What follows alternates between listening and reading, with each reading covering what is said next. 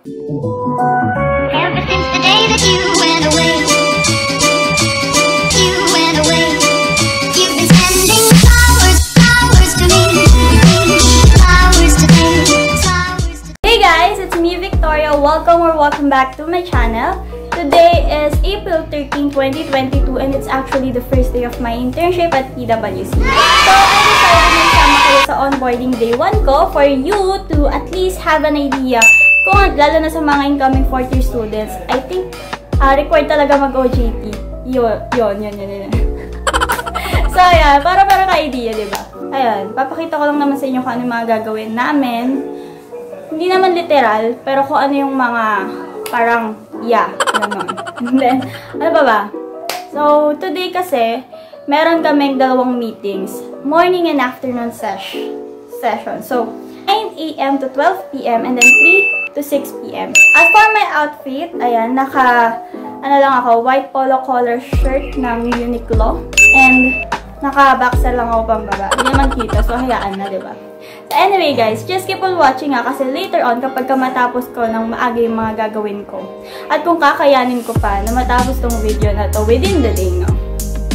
Bibigyan ko kayo ng tips kung paano nga ba hindi mahirapang makahanap ng companies na tumatanggap ng interns. Okay? And ikukwento ko rin sa inyo kung paano nga ba ako nakapasok sa PwC. Okay, so that's all guys. See you later.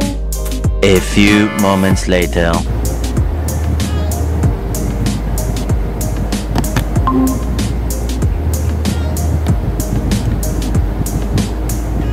So ako lang mag-isa.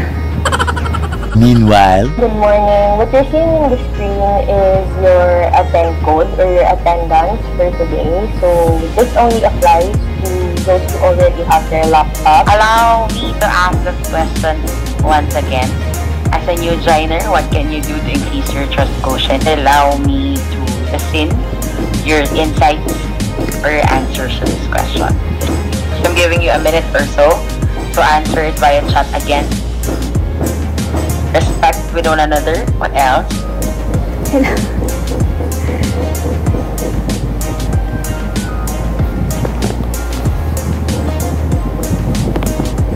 Paano daw po i-increase yung trust ko?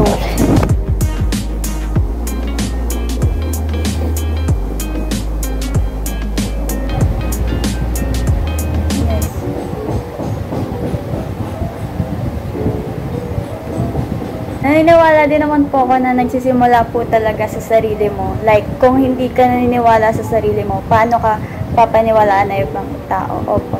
So, bali yun po. Maging honest lang and transparent. Dapat totoo lahat ng sinasabi mo. Intern po ako. Kayo po ba? Set expectations na lang din. Parang ganun din ata. Parang transparency din on both parties. Naman. Hello guys. Hello. Hello po. Hello. So, I think we're here to discuss yung best personal value and for reason for choosing such. Kung sa akin naman po, family happiness. Kasi ako, wala na po kasi akong papa, and si papa po kasi, siya po yung reason bakit din ako nag-take ng accountancy. That's why, sinabi ko po sa kanya, nung nawala siya, ganyan, nag-promise ako na I'll do whatever it takes para matupad ko yung promise ko sa kanya, ganyan. Kahit na, personally, alam ko na mahina ako sa accounting, ganyan, pero nag-take pa rin ako ng risk, kasi gusto ko masaya sila, gusto ko matupad ko yung mga pangarap ko para sa kanila. And, yan lang po. Sa SME meron sila. And, same din po, family happiness po. mukhang nag-break sila. Hello po.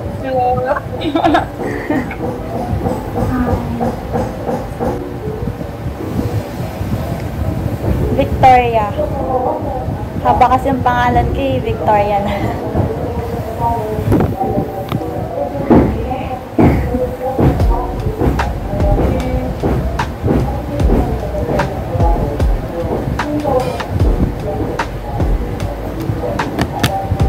From what school kayong lahat?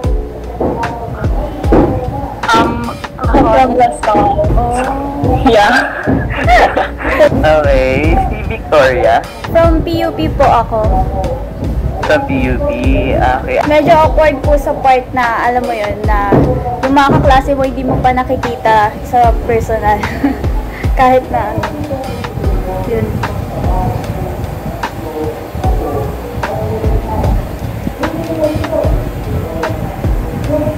Hindi. Ano na ako eh, 4th year na ako. Bali, nung 3rd year kasi iba-iba na yung classmates ko. Tapos naging block section na. Up until now, hindi pa rin kami magkakakilala personally.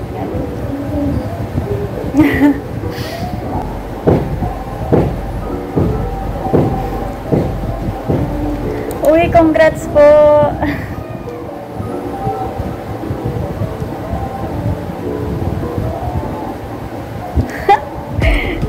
2 hours later. Hey guys! So, tapos na yung morning session namin. And, hindi ko masyadong na-video, talaga. Syempre, I respect the company's policy din naman. And, privacy, di ba? So, yun. Ang ginawa lang naman namin, ang dami kong notes.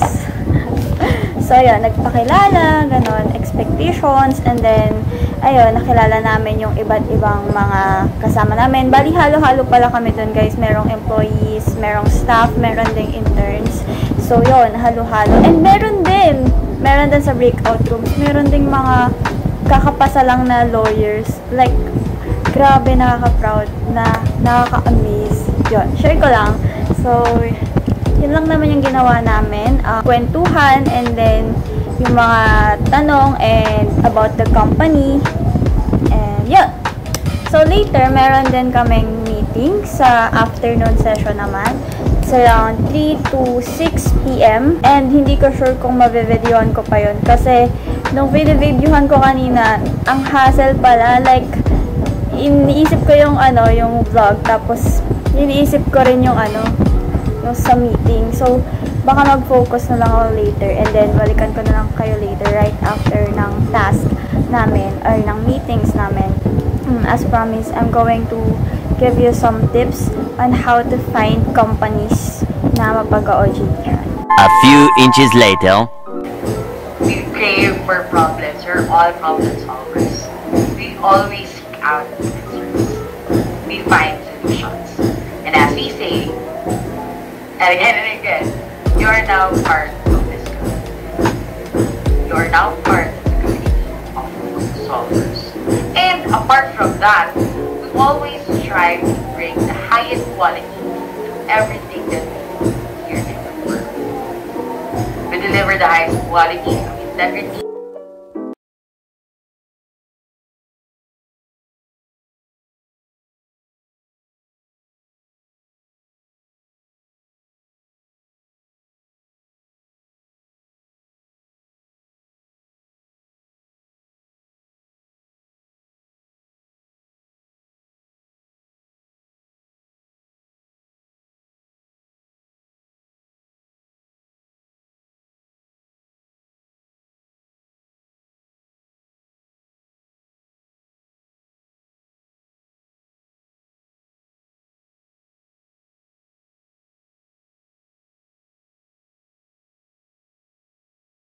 Days later.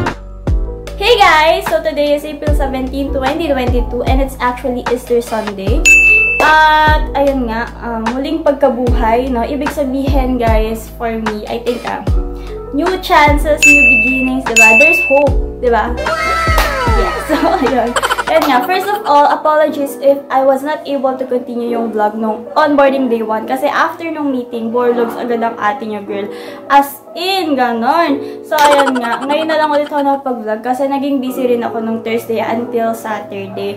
And yan, tutuloy ko na. So, pag-uusapan natin ngayon is paano ba ako nakapasok sa PwC, one of the Big 4 auditing firm. And next is, paano nga ba, or ano nga ba yung mga tips para hindi mahirapang makahanap ng companies na mapag-OJT-han. Okay? So, una is paano ako nakapasok sa PwC. Okay. So, To be honest, guys, hindi ko rin na-expect na makakapasok ako dito. Kasi hindi ko rin siya planado. Like, hindi ako nag-expect na, shit, pasok ba ako sa standards nila? Mga ganong bagay. So, ayun. Pero ako kasi yung tipo na tao na kapag gusto ko yung isang bagay, gagawin ko yung makakaya ko. Kasi naniniwala ako na hindi ka matatalo or hindi ka talo as long as hinigay mo yung best mo. Okay? So, ayun nga. Ang ginawa ko, since wala akong matanungan or kakilala na pwedeng may alam tungkol sa mga bagay na kailangan or ano man yung mga gagawin, ganun. Ang ginawa ko, nagsariling sikap ako. Like, since hindi ko alam saan ba magpapasa ng resume o kung ano ba yung mga ipapasa or tumatanggap ba sila ng intern, ang ginawa ko, nag-search ako ng Facebook nila, Facebook page. So, nag-chat ako doon, like, good day, do you accept interns? Ganyan. And then, hindi din ako nag-expect ng sagot kasi alam ko naman na big company yun, diba? Like, paano naman nila ako papansin yung mga ganong bagay. Pero, 3 days after, nag-reply sila. And yung araw na nag-reply sila, 11:30 PM yun. So, hindi ako makatulog nung gabing yun kasi meron akong interview sa ibang company kinabukasan noon. So, ang nangyari, guys, sabi doon sa chat sa akin, yes daw, tumatanggap sila, and then sinet sa akin yung email sa kung saan doon ako magpapasa ng resume. And then, yun, sabi ko sa sarili ko, kasi hindi ako makatulog, so nag-overthink ako, sabi ko, ano bang gagawin ko? Tutuloy ko ba? Magpapasa ba ako? Sabi ko, why not? Diba? Ganyan. Pero sinabi ko na, alam ko na, kausap ko yung sarili ko nun. Sabi ko, magpapasa ako ng resume, depende sa magiging resulta ng interview ko sa ibang company nga nun, kinabukasan. So, ang interview ko kasi nun, 10 AM. So, ayun. So, ang ginawa ko, kinabukasan, 8 AM pa lang, prepared na ako. And then, ayun nga. Hindi ko alam, pagtas ko maligo, nakaharap ako sa laptop ko. Biglang gumalaw yung mga kamay ko, tapos nag-send ako ng resume. Tapos, ang bilis, grabe nakakatuwa si PwC, yung mga employees. Sobrang approachable, sobrang grabe. Ang bilis talaga ng service nila. Alam nyo ba, nag-reach out sila sa akin through text message. Like, doon ko nalaman na may email pala. Kasi diba minsan hindi natin na-check yung email. Hindi. Nagno-notif. Kasi lalo na busy ako that day kasi meron ako iniisip na interview. So, nag-text sa akin. Siguro nakita doon sa resume na sinend ko sa email. Then, sabi nga daw, ayun, in-invite ako for online examination. 2 PM as in. Ako, iniisip ko that day kasi na-delay yung interview ko na supposedly dapat 10 AM. So, any time of the day, pwedeng mag-start yung interview. Kasi may meeting lang yung CEO ng company na may interview ako. So, any time of the day, pwedeng mag-start yung interview. 2 PM, nag-yes ako. Pero pinag-isipan ko muna, mga 5 minutes, gano'n. Sabi ko, since delay naman to, wala namang kinalaman si PwC dito na ako kay PwC, mag-yes ako. Try lang naman, why not? And at the same time, syempre natatakot ako kasi, shit, may exam pala. Hindi ko alam anong mga aaralin, hindi ako nag-review, wala talaga akong alam. Kasi nakabakasyon yung utak ko that time, or pagod ako kasi kakatapos lang ng final exams namin. And then, ayun nga, guys. Ayun. Sabi ko, sige, go lang ng go. Ganyan, nag-exam na nga ako. Hindi pa rin nangyayari yung interview namin nun. Natuloy kasi interview ko nung gabi. So, yun. And then, ayun. Tinext din ako. After ng exam, tinext ako na ini-invite naman ako for online interview. Oh my God. So, kinabukasan yun. Okay. So, guys, nung gabi, yung isang company na original na pag-interviewhan ko, natuloy nung gabi, and pasok ako doon. And then, yung kinabukasan naman, since hindi ko alam kung pasok ba ako, kasi parang in-invite lang ako sa online interview without knowing the results of my examination. So, after ng interview, hindi na nakapagpigil ang ate niya, girl. Tinanong ko na minsan sa HR na, paano po malalaman kung nakapasok po dito, ganyan. So, tinanong ko talaga, tapos sabi sa akin na, eto na nga, sinasabi ko na nga, you're in, congratulations, pakulit sa email yung mga requirements. Oh my God, like, that day, I was very, very happy. Like, I don't know the exact words to express the happiness that I felt that day. Wow! Oh my God. So, ayun. Grabe, syempre, di ba? Isipin mo, one of the big four yun. Tapos, ang ganda ng offer sa akin as in. And then yan. that's the story kung paano nga ba ako nakapasok sa PWC. Meron silang online examination and meron din silang online interview. And then next topic, if you wanna know guys, ano ba yung mga tips para sa mga interviews, ganyan. Sige, just comment down below. Sige, I'll guide you kung kaya ko naman, diba? Kung meron kayong makatanong, just comment down below. Okay, so anyway, yung next topic natin is paano ba makahanap ng companies na mapapasukan. Kasi guys, to be honest, mahirap talaga makahanap. Lalo na kung malapit na yung SEM nyo na OJT, ganyan-ganyan. Oh, last year pa lang, naghahanap na talaga ako.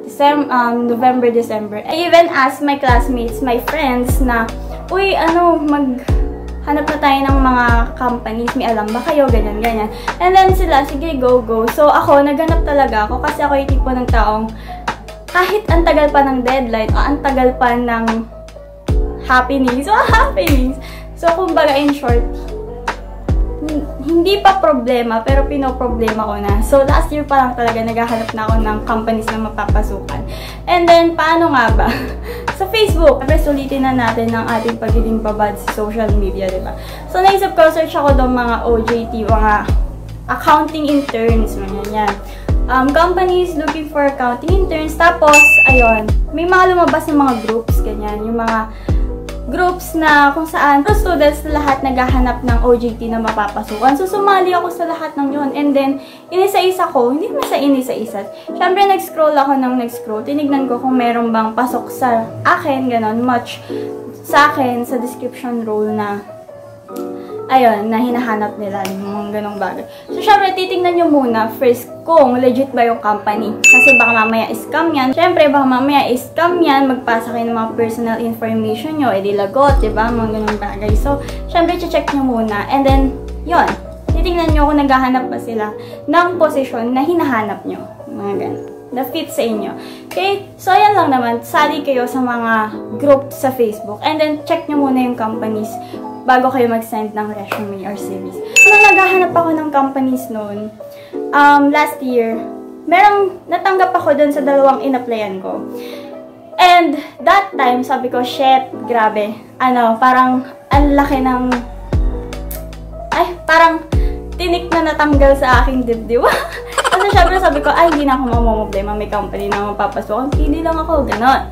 And then, nung mag-start na, nung sinabi ko na, sige, mag-start na ako, ganyan-ganyan. Kasi, anytime pwede na mag-start kapag ka nakapasok ka na, karamihan ganon. And then, ayan nga, sinabi ko muna, syempre, in-inform ko muna sa president namin. And then, nalaman ko na hindi pala pwede, na kahit na mag-start ka dyan, hindi siya counted kasi hindi pa nag-i-start yung second sem. Like, ouch! Pero, that time talaga, na-down ako kasi, syempre, alam mo yun, syempre natuwa na ako, wala na akong problema. Pero, nung tumagal, natulong yun sa akin to overcome yung takot ko every time na may interview. Dati kasi, meron din kasi mga company na hindi sila nag-i-interview ng mga applicants. So, dati mas gusto ko yun kasi wala akong self-confidence and hindi ko sure kung makakapasok ba ako or magaling ba ako, sapat ba ako, mga ganong bagay. So, mas gusto ko yung mga ganong companies. Pero nung nalaman ko na, kaya ko naman pala. Tapos, unti-unti ako nasanay sa interview, ganyan. And then, yun, naisip ko na mas okay yung mga may screening. Kasi, alam mo yun, mas iba talaga yung bagay kapag pinaghirapan mo. So, ayun guys. So, anyway, yun lang. That's all, guys. Thank you, and sorry kung ang bilis kong magsalita. I just want this to be quick and short as possible. So, ayan, sana nanood kayo hanggang dulo. And then, if you guys have questions, just comment down below. If you guys have any suggestions, just comment down below. And kung naiya kayo and meron kayong gusto sa akin na itanong, personally, you can message me on my Facebook account. So, lalagay ko na lang din sa baba. Or sa IG na lang, guys. So, ayan guys. Thank you for watching. I hope na nakatulong ako and meron kayong natutunan sa vlog na to. So, that is all. Thank you. God bless and I love you all.